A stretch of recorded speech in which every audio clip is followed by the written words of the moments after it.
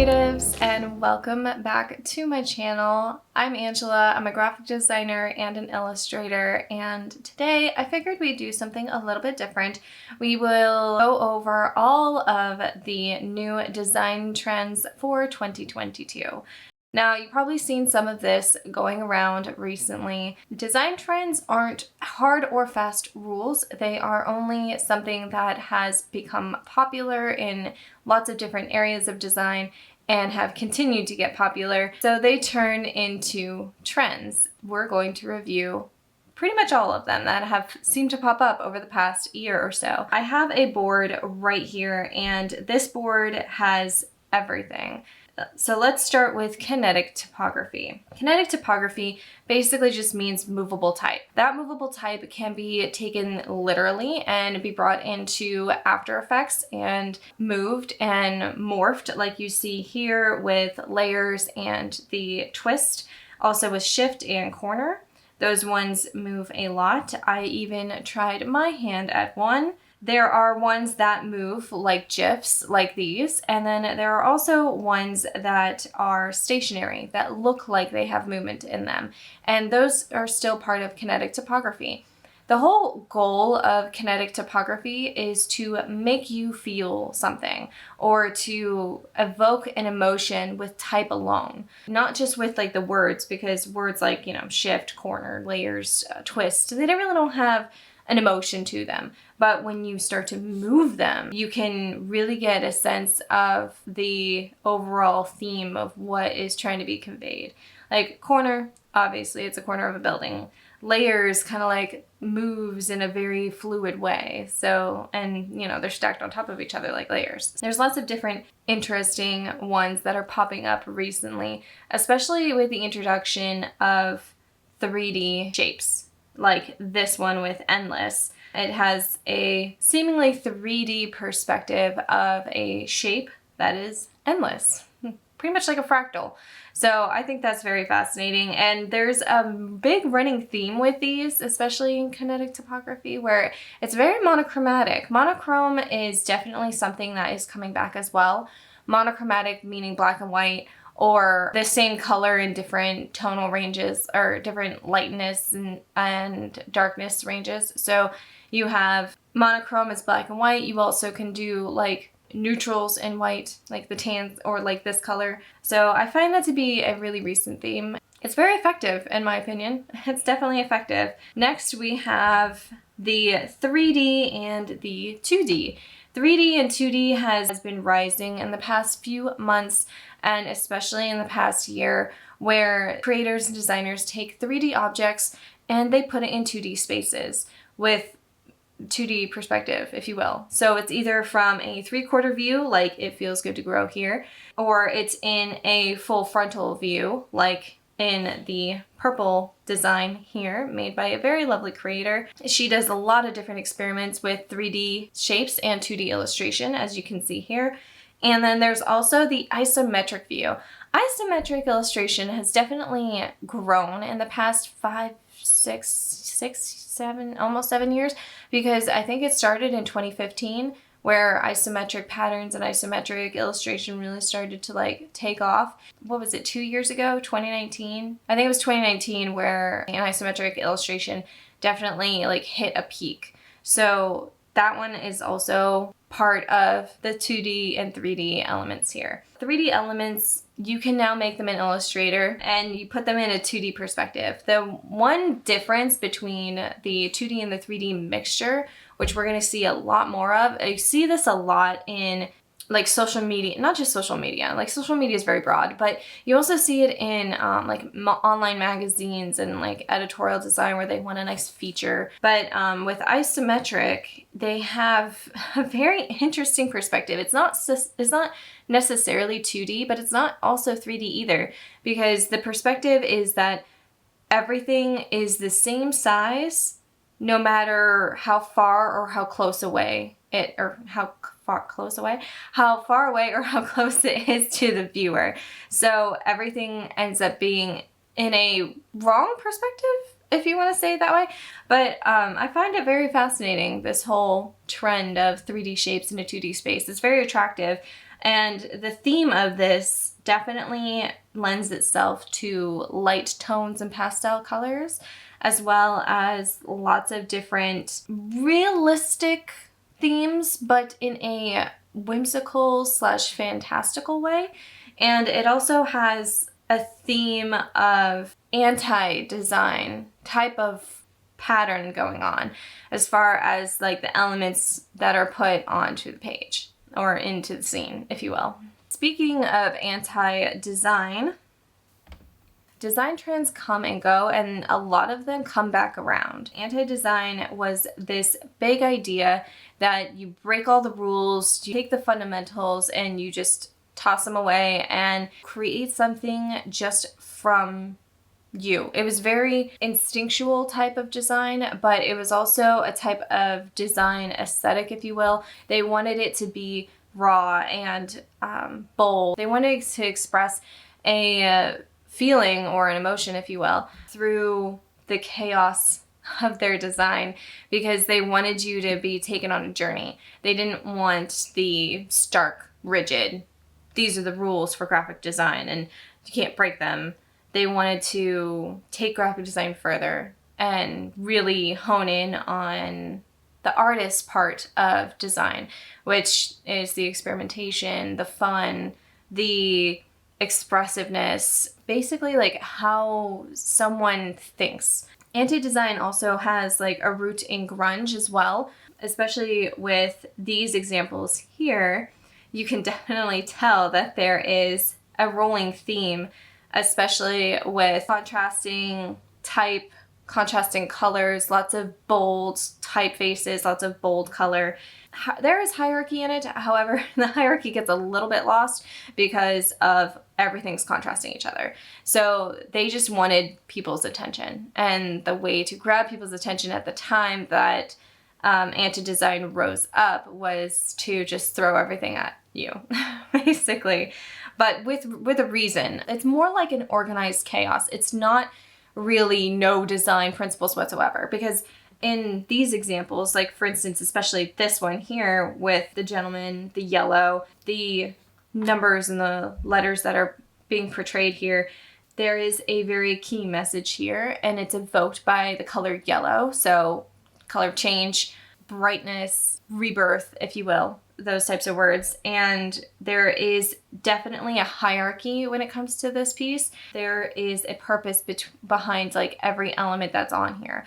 Yes, it's not in a very perfect graded layout, but it is in a pattern. So there is intention when it comes to anti-design. Figuring out that intention and figuring out what the message is like a little journey that you get to go on. Now, since we have anti-design, you can't really go into anti-design without the 90s, because the 90s was all about this, oh yeah, let's break the rules, let's have fun, let's throw out all the loud colors, like the neons, pastels, but let's be bold and everything's neon. That's where you get all the neon signs and such like that. The 90s, they're coming back. They definitely are coming back with this whole like shift back into anti-design. The 90s definitely had lots of futuristic typography, as you can see here with Happy New Year, Laser Beam, and Funk. They had Hyper Dance, like they had fonts like these everywhere, and they like to use a lot of geometric shapes to contrast behind the typography being used, and of course lots of bold colors. Even kind of space agey, I would say, because there was a lot of color choices and a lot of background imagery that lended itself to more of like a space theme, if you will. Especially with 90s design, there was a lot of graffiti, there was a lot of grunge. Again, a lot of that is due to David Carson. David Carson is still very relevant today. He has a whole course, I think, on Masterclass or something that he's doing. David Carson definitely had his hands into 90s design. He was like a big advocate for anti-design because he wanted designers and artists to express themselves. He didn't want them to be limited by the software that they were using, because I mean, let's face it, in the 90s it was Photoshop and Illustrator, like Photoshop just came out in the 90s. So if you guys want to learn a little bit more about it and a little bit more about 90s design, I did a whole video in December about it. I'll link it somewhere here. Speaking of which, my piece made it in here because it was very 90s. There was a lot of elements in the 90s that was very popular, and the geometric shapes, like triangles especially, were very popular, as well as sunsets. I don't know what it is about the sunset, but they really gravitated towards that type of look and wanted a more playful type of design aesthetic during this time that was also a grungy teenager at the same time. There's lots of loud colors, a lot of streamlined fonts, bubble font. There was a lot of bubble fonts. I mean, the bubble fonts came from the 90s. So anytime you use like a very like bubbly font where it almost looks like a pillow, that came from the 90s. Primary colors used in the 90s as well. Fujifilm, if any of you remember Fujifilm. Fujifilm was very 90s, and their color scheme was also very 90s. So you see that here in this piece of Supersonic 90s. Very similar. So moving on from the 90s, you also had this style of maximalism. Now there is a piece here that I ended up finding. It's this Courage Club. This piece screams everything anti-design, everything maximalism, and everything 90s. Like, this is one piece that encompasses all of them. I really enjoy this piece because it also ties in another trend that I'm going to be talking about in just a moment. Now, a lot of you will probably be like, but wait, I thought minimalism was in.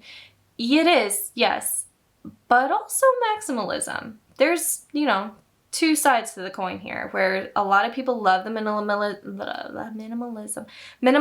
look, and a lot of people more towards the maximalism look. Basically filling the page as much as possible with as many elements to create a visual that jumps out at you, quite literally. This one I found, which was very 90s to me, but also very comic book-like in the style, because I can see a few characters in here that reminds me of the comic books that were popular in the 90s. So it lends itself to being very 90s as well. Again, a lot of these trends that are happening for 2022, they overlap each other quite a bit. So anti-design, maximalism, 90s revival, they're all going to overlap because they all have very similar elements in them. Especially with the color. The colors are always going to be bold and loud. For instance, in this piece, you have a lot of bold and loud colors in the center, and then you have a lot of cool colors around the outskirts or around the corners of the piece to give it just a little bit of contrast, but they're usually all very loud. And then I also found a piece where it combines the 2D and the 3D that we talked about earlier, and it puts it in this maximalistic type of layout. Everything is completely filled. Like, there's not much white space, there's not much negative space whatsoever. And the whole point of maximalism is to fill the white space and the negative space with as much information as possible. Like, even in this piece here with the grid in the background and the patterns and the colors and the gradiated colors and such like that, it is mixing 3D with 2D as well, but it also has every portion of this piece is filled with something. And that's kind of the point of maximalism. And then you have pieces where they're more typographical based, and ones like these include this piece here where there's lots of bold typography going on. There's typography cut in half. There are phrases that are split apart. That very much lends itself to being not just maximalist, but also anti-design in a way as well, because you are using typography that's not based on a grid. The whole goal of maximalism is to fill the space completely with any and every type of element that you can fill the space with, while also staying true to the message behind the piece that you're trying to convey. Moving from maximalism, we then go into the final trend that we've been seeing mostly probably around social media and or that come from like the big Fortune 500 companies. and that is parametric patterns. Parametric patterns are pretty much any kind of pattern that is movable and adaptable at any given moment in a piece. So you see a lot of parametric patterns in music, album art, and massive companies who include it in their campaign materials. So there's a piece here where it looks like, if you move, it looks like a rotating circle of pattern. And that's kind of like what parametric patterns do. It's a pattern that's supposed to be able to adapt to any situation. The pattern is supposed to kind of evoke an emotion. Probably the most recognizable parametric pattern for designers especially is the color wheel from Photoshop and Illustrator. The color wheel, you've probably seen an image of the color wheel that looks like little hexagons of color. That is a parametric pattern, as an example, that we have all mostly seen before. That definitely has the characteristics of what a parametric pattern is supposed to be. And parametric patterns usually allow a piece to have multi-dimensional areas. So for instance, like this piece here of the downward facing triangles, the pattern is made with triangles. However, the pattern is also has some movement to it. If you were to put something on top of this, it will allow your eye to move with the piece. Especially with something like this one as well. It looks like it's in the shape of a vase, but it's actually a parametric pattern that is revolved around. And so it gives you like this diagonal movement. It's very fluid, even though it looks very sharp. And then you probably seen parametric patterns like this one, where it has a lot of line work in it, and the parametric pattern is like a funky shape.